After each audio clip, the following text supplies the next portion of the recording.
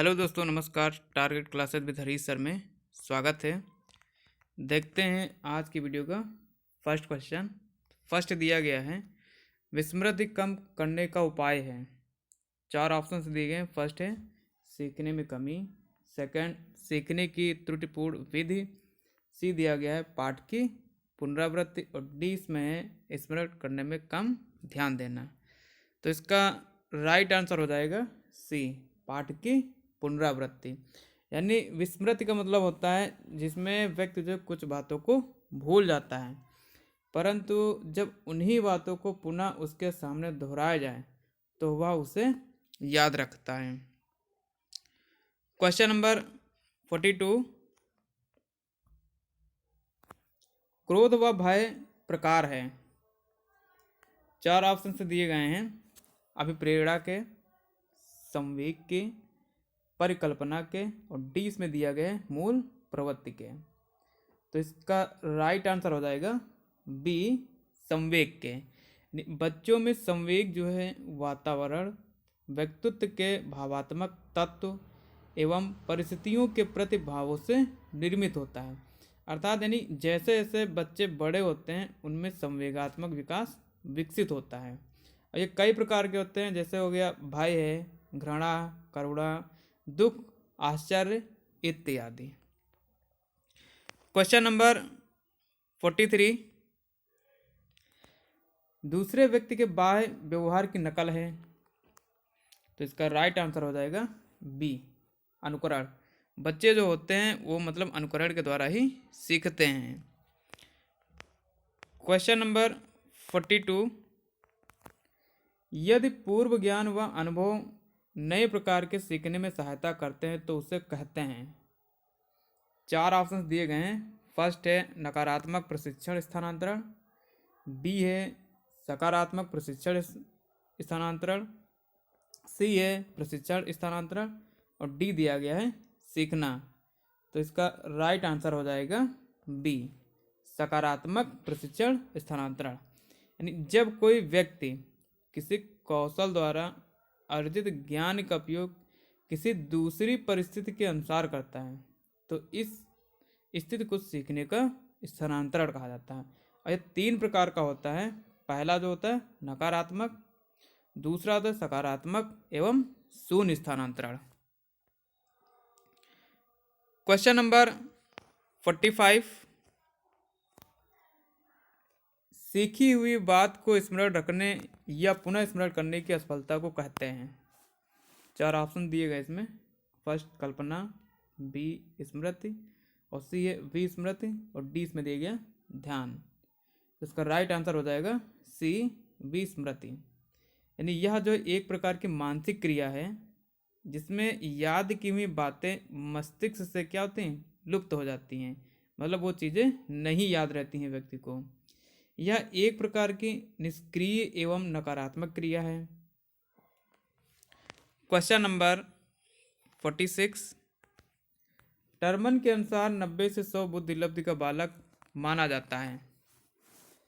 तो इसका right answer हो जाएगा बी, सामान्य बुद्धि।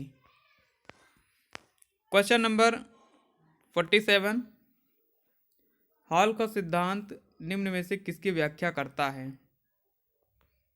4 ऑप्शन दिए गए। फर्स्ट है बुद्धि की प्रकृति, बी है अधिगम में अभिप्रेरणा की भूमिका, सी है मूल्यों का विकास और डी इसमें दिया गया है किशोरों का मनोविज्ञान। तो इसका राइट आंसर हो जाएगा डी, किशोरों का मनोविज्ञान। क्वेश्चन नंबर 48, मानव व्यक्तित्व के मनोलैंगिक विकास को निम्न में से किसने महत्व दिया था। तो इसके 4 ऑप्शन दिए गए हैं। फर्स्ट इसमें कमेनियस, बी हॉल, सी है हॉलिंगवर्थ और डी दिया गया फ्रायड। तो इसका राइट आंसर हो जाएगा डी, फ्रायड। यानी सिगमंड फ्रायड ने जो है मनोलैंगिक विकास या व्यक्तित्व विकास का सिद्धांत जब प्रतिपादित किया है। इसकी जो है 5 अवस्थाएं हैं। फर्स्ट इसमें जो है मुख्य अवस्था है, यानी जो होती है 0 से 2 वर्ष की होती है। फिर है गुदावस्था है, यानी 2 से 3। शैशवावस्था जो होती है वह होती है 3 से 7, और सुषुप्ता अवस्था जो होती है 7 से 11, तथा जननांगीय अवस्था जो होती है 11 से किशोरावस्था, यानी वो प्रौढ़ावस्था तक होती है। क्वेश्चन नंबर 49, मनोविज्ञान की प्रथम प्रयोगशाला को किसने स्थापित किया था? तो इसका राइट आंसर हो जाएगा A.W. वुंट ने। और कब स्थापना इसकी की थी? यानी 1879 में। क्वेश्चन नंबर 50, गेस्टाल्ट मनोविज्ञान की आधारशिला किसने रखी थी? तो इसका राइट आंसर जो हो जाएगा बी हो जाएगा, मैक्स द वर्दाइमर। ठीक है, इसका क्या होगा राइट आंसर। वो भी जो इसकी आधारशिला जो रखी थी 1912 ईस्वी में रखी गई थी। क्वेश्चन नंबर 51, संगणन सिद्धांत निम्न में से किससे संबंधित है? तो इसका राइट आंसर हो जाएगा सी, स्मृति। यानी संगणन का सिद्धांत जो है वो स्मृति से संबंधित है। यह एक मानसिक प्रक्रिया है जिसमें व्यक्ति धारण की गई वस्तु या विषय वस्तु का पुनः स्मरण करके तथा चेतना में लाकर उसका क्या करता है, उपयोग करता है। क्वेश्चन नंबर 52, क्षेत्र सिद्धांत निम्न में से किस वर्ग का योगदान है? तो 4 ऑप्शन इसमें दिए गए हैं। फर्स्ट है व्यवहारविदों का, सेकंड संरचनाविदों का, मनोविश्लेषकों का, और डी है गेस्टाल्ट वादियों का। तो इसका राइट आंसर हो जाएगा डी, गेस्टाल्ट वादियों का। क्वेश्चन नंबर 53, भाटिया बैटरी का प्रयोग निम्न में से किसके मापन हेतु किया जाता है? तो इसका राइट आंसर हो जाएगा सी, बुद्धि हो जाएगा। यानी वर्ष 1953 में प्रोफेसर C.M. भाटिया ने एक निष्पादन जो बुद्धि परीक्षण तैयार किया। इसके जो 5 जो परीक्षण हैं बताए हैं इन्होंने, तथा यह जो भाटिया बैटरी ऑफ जो परफॉर्मेंस टेस्ट ऑफ जो है इंटेलिजेंस क्या कहलाता है? क्वेश्चन नंबर 54, अभिक्रमायोजित अधिगम का प्रत्यय किसने दिया था?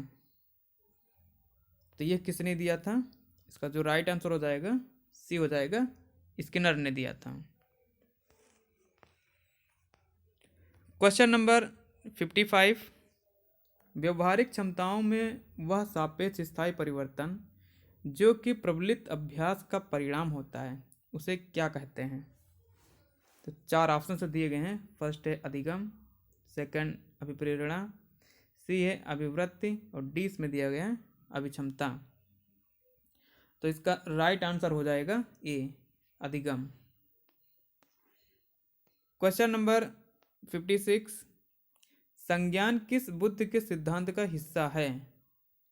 तो इसका राइट आंसर हो जाएगा डी, फ्लूइड तथा क्रिस्टलाइज्ड सिद्धांत का है।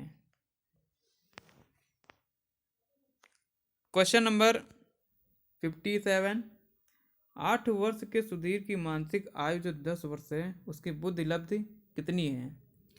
तो इसकी जो बुद्धि लब्धि जो हो जाएगी यानी 125 हो जाएगा। ठीक है, और ये आएगा कैसे? देखो, जो सुधीर की जो मानसिक आयु जो दी गई है वो कितनी है? 10 वर्ष दी गई है। ठीक है, उसके बाद जो फार्मूला होता है यानी सुधीर की मानसिक आयु गुणे 100, ठीक, बटे में हो जाएगा 8। काट देते हैं इसको, तो 4 दूनी 8 और 4 दूनी 8, 4 पंचे 20 और 2 1 कम 2, 2 पंचे 10। तो इसका जो आंसर आ जाएगा 125 आंसर हो जाएगा। क्वेश्चन नंबर 58, संवेग का कौन सा सिद्धांत इस विचार को मानता है कि संवेगात्मक अनुभव संवेगात्मक व्यवहार पर आधारित है?